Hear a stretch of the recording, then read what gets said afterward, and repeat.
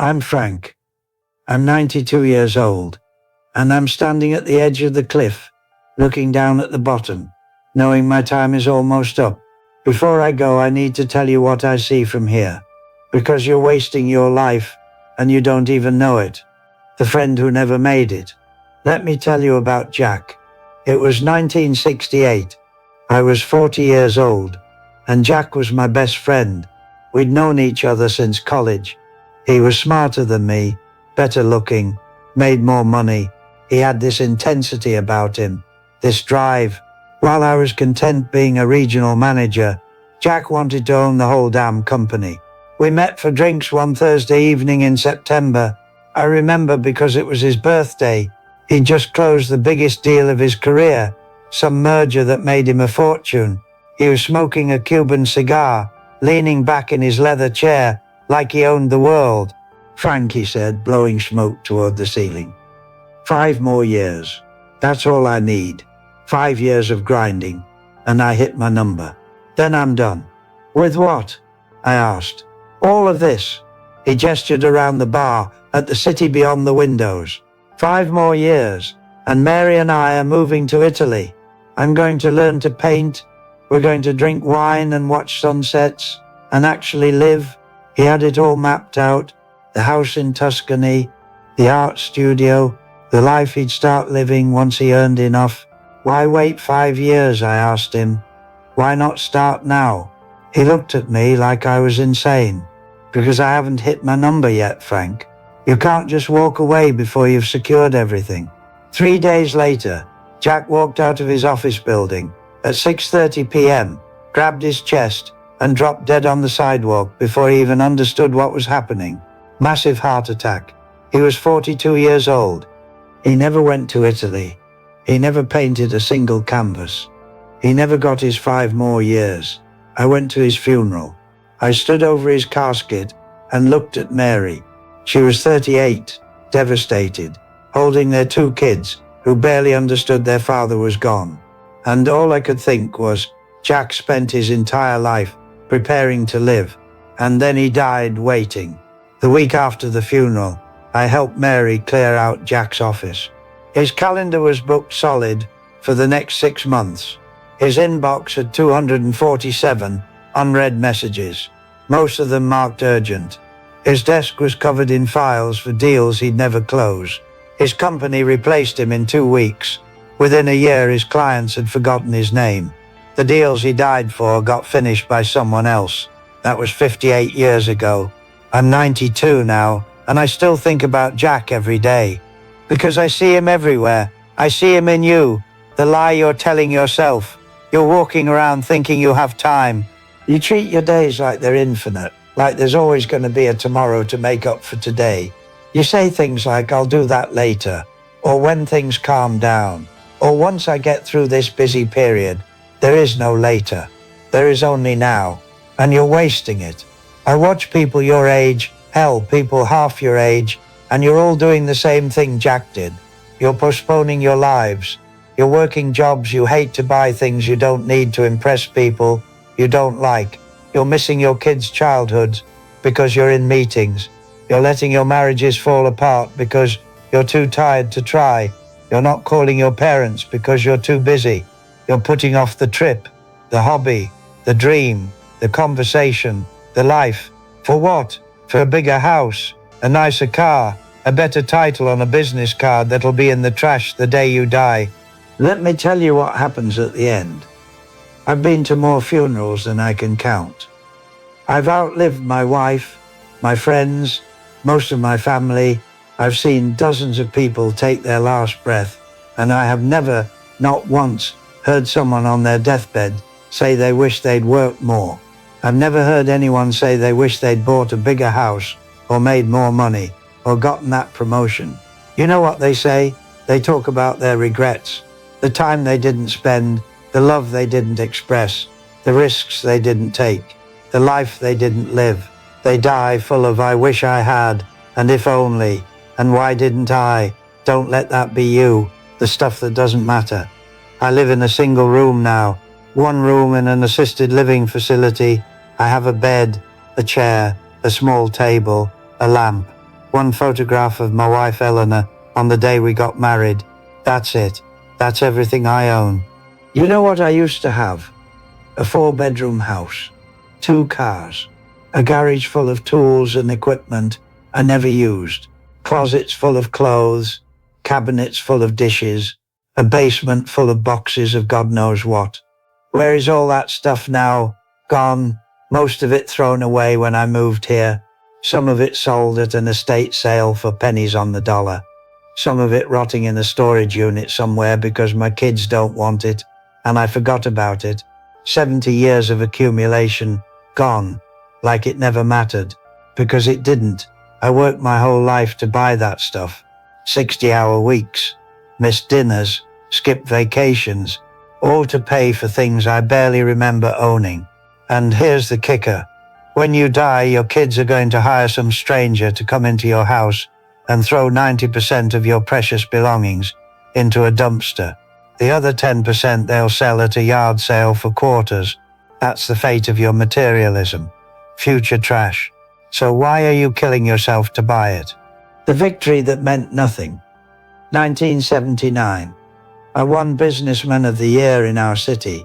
Big award, black tie dinner, 200 people in the ballroom. My name on a plaque. I walked up to that podium and people applauded. I gave a speech about hard work and dedication and pursuing excellence. I felt like I'd won the game, like I'd made it. I drove home that night with the trophy on the passenger seat, walked into my dark house. Eleanor was asleep. My kids were asleep. I sat alone at the kitchen table, drinking scotch, staring at this piece of engraved glass, and I realized the applause had stopped. Those people at the dinner didn't actually care about me. They cared about what I could do for them, the connections I had, the deals I could bring. The moment I walked off that stage, I was already forgotten. Meanwhile, the people who actually loved me, my wife, my kids, I'd been neglecting them for months. To win that award, I'd missed my son's varsity basketball games. I'd cancelled our anniversary dinner to close a merger. I'd worked late instead of helping my daughter with her college applications. For what? For a trophy that's currently in a box, in my daughter's basement. I don't even know where it is. Haven't seen it in 20 years.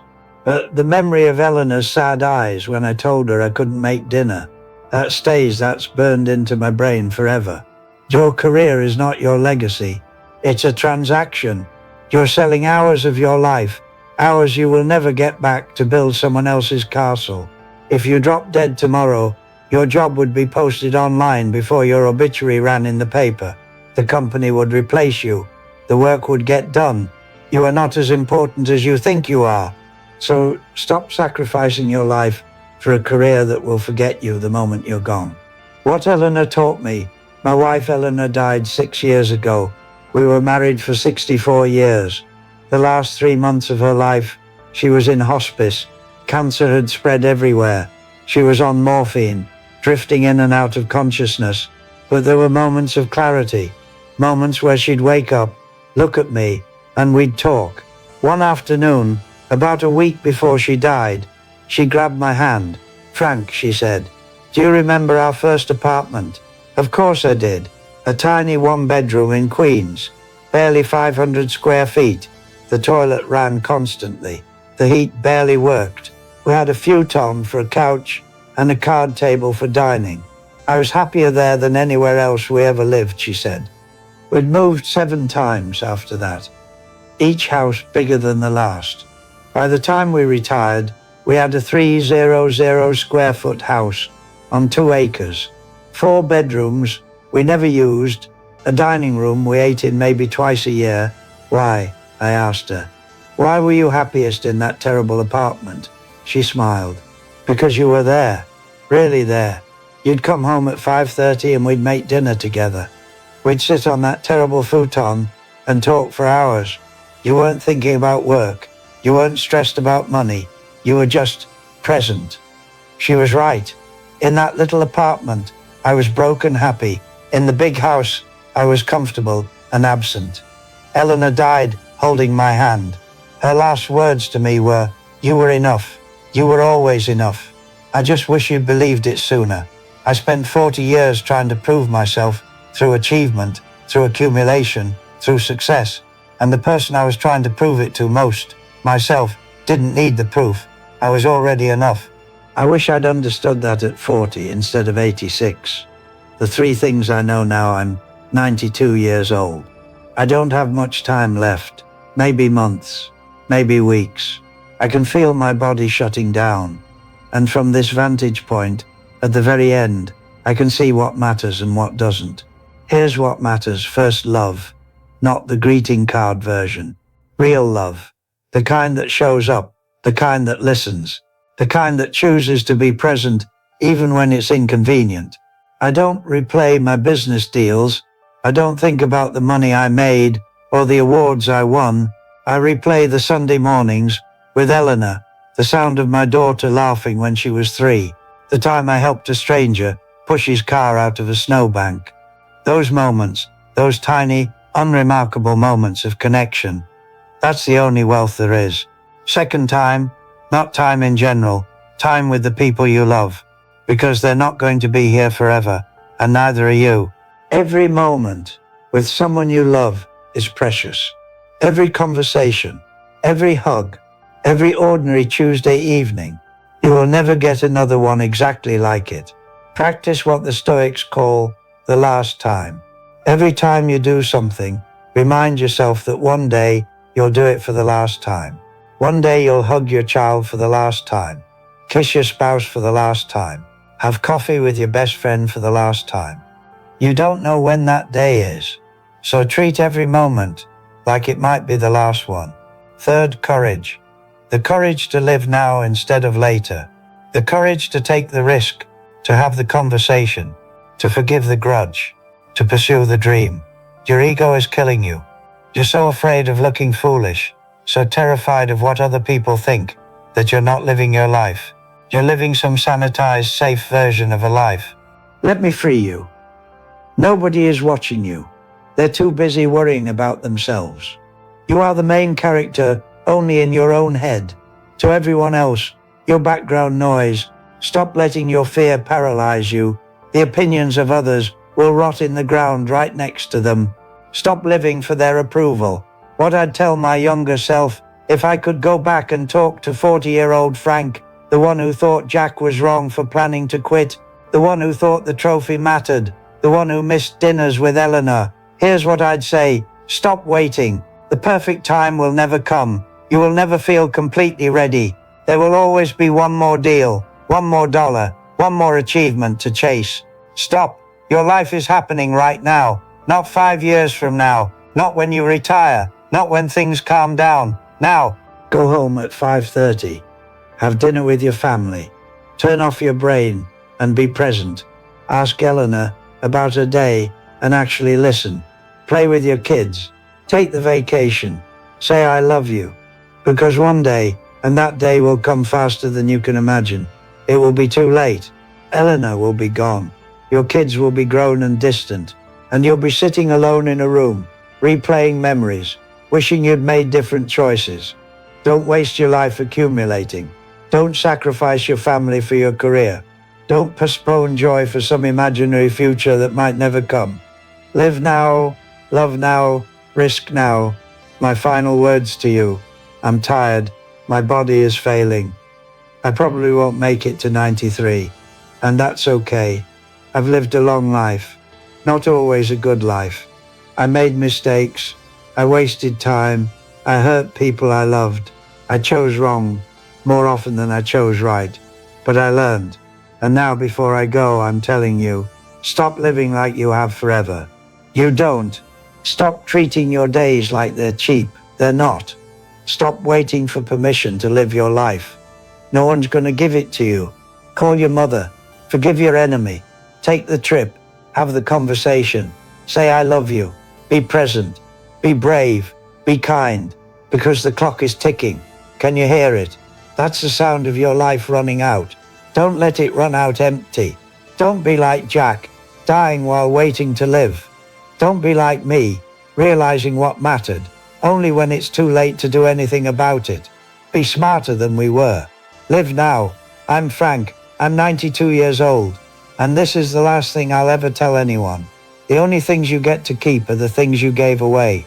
The love, the time, the presence, everything else is just garbage waiting to be thrown out. Go live.